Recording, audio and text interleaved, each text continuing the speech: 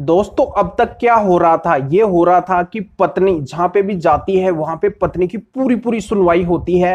पत्नी अगर फॉल्स यानी कि झूठे एलिगेशन भी अगर पति पक्ष के ऊपर लगा रही है तो पत्नी के सारे झूठे एलिगेशन सच मान के और पत्नी की कंप्लेंट या फिर एफआईआर है जो हो जाती है, जिससे पति पक्ष को बहुत ज्यादा है जो नुकसान उठाना पड़ता है, बहुत ज्यादा है जो समय और पैसा बर्बाद होता है। झूठे केसों की ये सिचुएशन है जो होती है। पर अब है जो नया लॉ आने वाला है, नया कानून आने वाला है, तो इसके तहत है जो पति पक्ष को बहुत बड़ी राहत मिलने वाली है।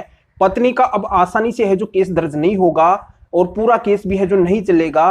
पत्नी को दहेज का केस डालने के लिए पहली बात तो 4 बातें साबित करनी होगी, नहीं तो वो केस है जो खारिज हो जाएगा। तो ये 4 महत्वपूर्ण बातें कौन सी है जो न्यू लॉ के अंदर है जो लागू होने वाली है, इसकी पूरी जानकारी मैं इस वीडियो के अंदर बताने वाला हूं। वीडियो बहुत ही महत्वपूर्ण है, कहीं से भी वीडियो को स्किप नहीं करना है, क्योंकि आधे अधूरे वीडियो से कोई भी जानकारी समझ में नहीं आती है।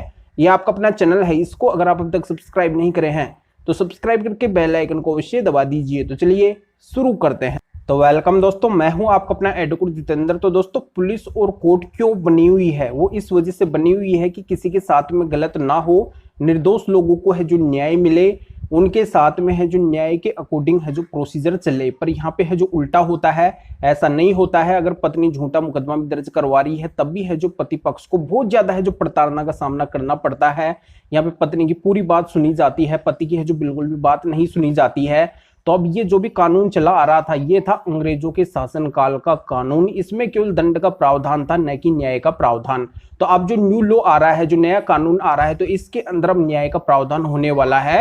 यानी कि निर्दोष लोग है जो बिना वजह अब इन केसों के अंदर जो फंसेंगे नहीं, और यहाँ पे है जो किसी को भी है जो कोई भी दिक्कत नहीं आने वाली है। तो सबसे पहले तो पत्नी को ये साबित करना होगा, जैसा कि पत्नी दहेज का मुकदमा डालती है, कंप्लेंट करती है, एफआईआर करवाती है, तो उसके अंदर ये लिखवाती है कि मेरे पति के घर वालों ने है जो ऐसा किया है।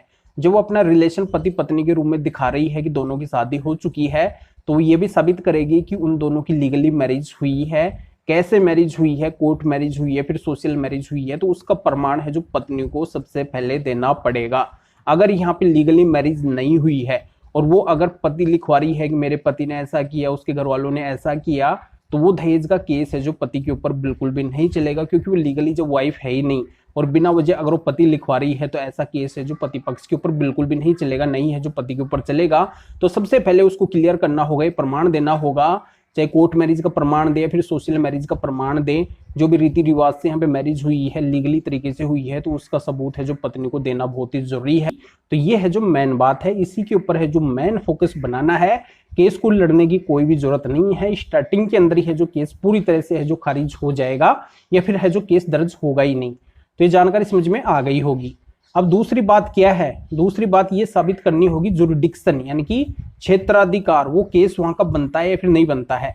इसमें देखो 2 बातें निकल के आती है। पहला तो क्या होता है, क्रिमिनल जो केसेज है वो वहीं पे दर्ज होते हैं जहां की घटना स्थल लिखवाई जाती है, वहां पे जिक्र किया जाता है कि इस घटना स्थल के ऊपर है जो मेरे साथ में ये हुआ है।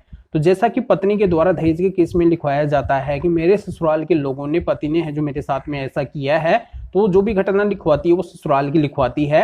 तो वैसे तो पत्नी का जो केस है वो है जो ससुराल के अंदर है जो चलना चाहिए। फिर भी अगर पत्नी मायके में केस कर रही है तो इसका मतलब ये है, कानून के अकॉर्डिंग है जो पत्नी को ये राहत दी गई है, उसके पति अगर उसको साथ में नहीं रख रहे हैं तो उसका रहने का ठिकाना तो ससुराल में है नहीं, तो वो अपना केस है जो मायके के अंदर भी है जो दर्ज करवा सकती है, यानी कि जहां पे वो रहती है वहां से दर्ज करवा सकती है।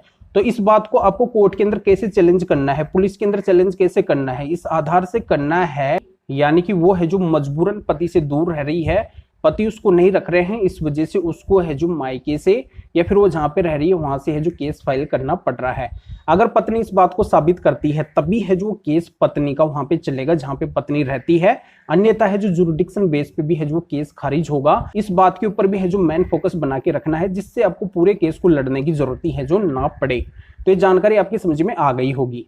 अब इसमें तीसरी बड़ी बात यह आती है कि बहुत से केसों के अंदर देखा जाता है कि पत्नी केस दायर करने के अंदर बहुत ज्यादा समय ले लेती है, जैसे 2, 5, 10 महीने का समय ले लेती है, साल भर, 2 साल, 3 साल का समय भी ले लेती है। उसके बाद में पत्नी है जो दहेज का मुकदमा दर्ज करवाती है, तो आपको देरी के कारण के ऊपर भी है जो मेन फोकस बनाना है। पत्नी को ये पूरी तरह से अच्छे से एक्सप्लेन करना होगा, साबित करना होगा कि पत्नी है जो इतने टाइम के बाद में इतनी देरी से है जो केस क्यों करवा रही है। अगर पत्नी साबित नहीं कर पाएगी तो पत्नी का केस पहली बात तो दर्ज होगा ही नहीं, और इस आधार से है जो खारिज भी हो जाएगा।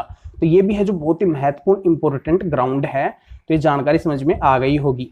अब चौथी बात क्या आती है, पत्नी के द्वारा जो भी कंप्लेंट या फिर एफआईआर में एलिगेशन लगाए जाते हैं कि मेरे साथ में पति के घर वालों ने है जो क्रुएल्टी की है, अत्याचार किया है, मेरे साथ मार पिटाई की है, डोरी की डिमांड की है, यानी कि तमाम जितने भी एलिगेशन लगाती है, तो पत्नी को साबित करना भी है जो बहुत ही जरूरी है। उसके सबूत भी है जो पत्नी के पास में होना चाहिए। अगर पत्नी के पास में ये सब नहीं है तो पत्नी का केस पहली बात तो दर्ज होगा ही नहीं, या फिर दर्ज भी हो जाता है तो वो केस है जो पूरी तरह से खारिज हो जाएगा, क्योंकि पत्नी का जो मामला है वो वीक हो जाता है। बिना सबूतों के है जो केस नहीं चलता है, क्योंकि आपको पता है कोर्ट जो भी निर्णय देती है वो देती है एविडेंस यानी कि सबूतों के बेस पे। तो जानकारी हमें समझ में आ गई होगी। आपके लिए बहुत ही बड़ी खुशी की बात है कि ये 4 ग्राउंड होंगे पत्नी के पास में, और पति इन बातों पे फोकस बना के रखेंगे तो पत्नी का केस है जो पूरी तरह से डिसमिस, खारिज या फिर चलने लायक है जो नहीं बचेगा। तो ये जानकारी समझ में आ गई। तो आपको क्या करना है, वीडियो को लाइक करना है और शेयर भी करना है जो और लोगों तक ये जानकारी पहुंच सके। तो वीडियो देखने के लिए आप सभी का बहुत बहुत धन्यवाद।